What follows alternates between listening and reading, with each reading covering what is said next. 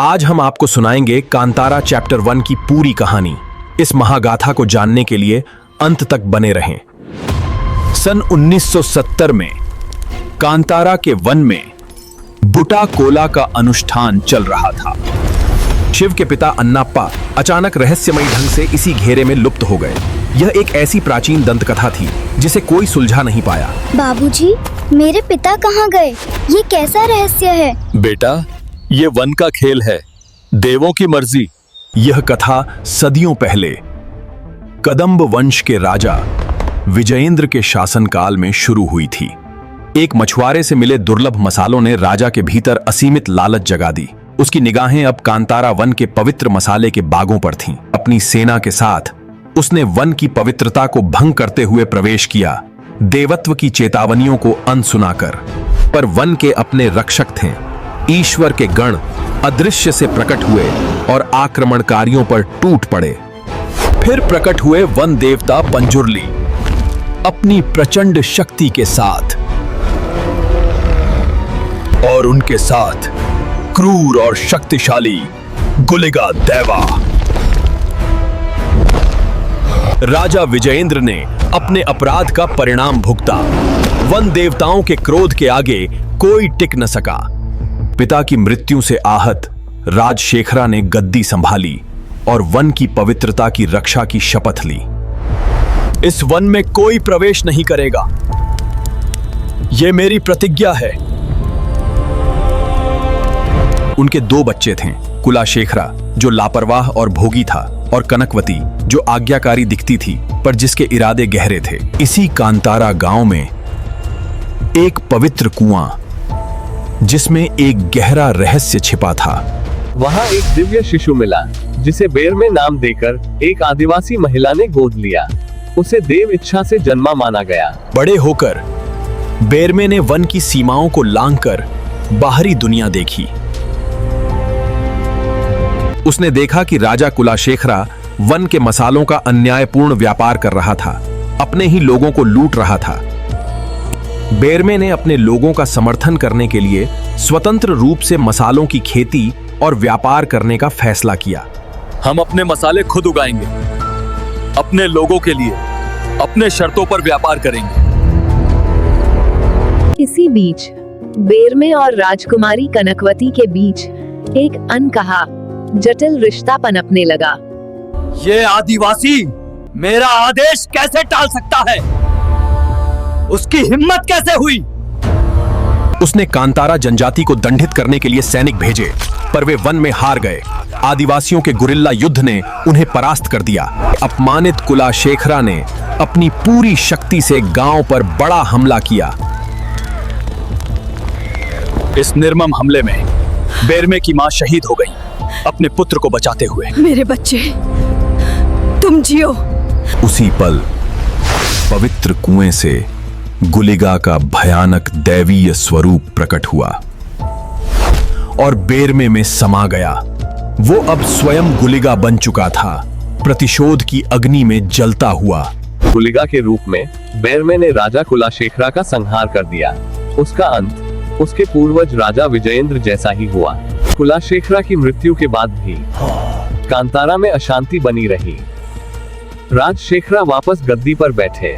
संतुलन बहाल करने के लिए एक ब्रह्म कलश अनुष्ठान की तैयारी शुरू हुई।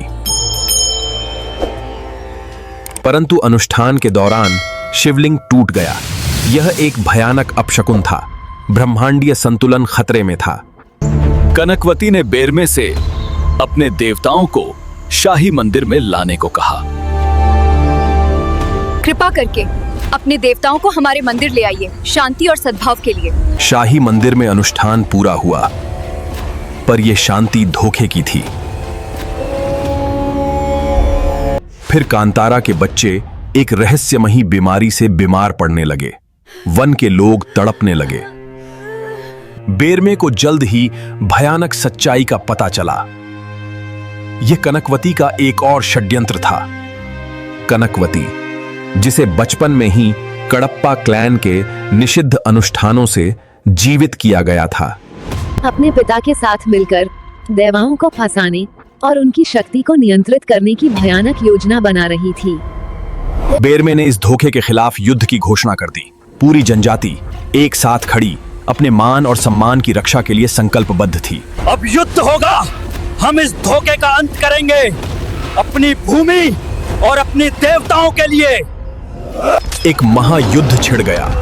आदिवासी योद्धा और शाही सेना आमने सामने थे। कनकवती कडप्पा क्लैन के निषिद्ध अनुष्ठानों से राजशेखरा को मजबूत कर रही थी। युद्ध के घमासान में रहस्यमयी मछुआरे ने बेरमे को पवित्र कुएं पर लौटने का निर्देश दिया। बेरमे ने उस रहस्यमयी आह्वान को पहचान लिया। कुएं पर लौट जाओ बेरमे, वही तुम्हारी असली शक्ति है। कुएं में बेरमे को एक गुप्त दिव्य कक्ष मिला, जहां एक शिवलिंग और एक तेजस्वी त्रिशूल था।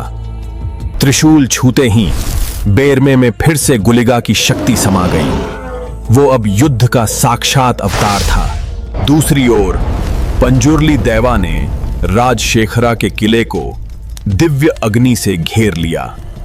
बेरमे अब गुलिगा के रूप में कनकवती के सामने खड़ा था, प्रतिशोध की अग्नि लिए। मैं एक स्त्री हूँ, इस दुनिया को जन्म देने वाली। क्या तुम में शक्ति है कि मुझे मार सको हे देवा? कनकवती ने तलवार उठाई और गुलिगा पर हमला कर दिया, पर गुलिगा को स्त्री पर वार करने की मनाही थी। तेरा अंत चावुंडी, शक्ति की देवी करेगी। मेरे नियम अलग हैं। और फिर गुलिगा के नियमों से परे बेरमे में अब देवी चावुंडी की प्रचंड शक्ति समा गई। ब्रह्मांड हिल उठा। वह अब स्वयं देवी चावुंडी बन चुका था, न्याय और विनाश का अवतार।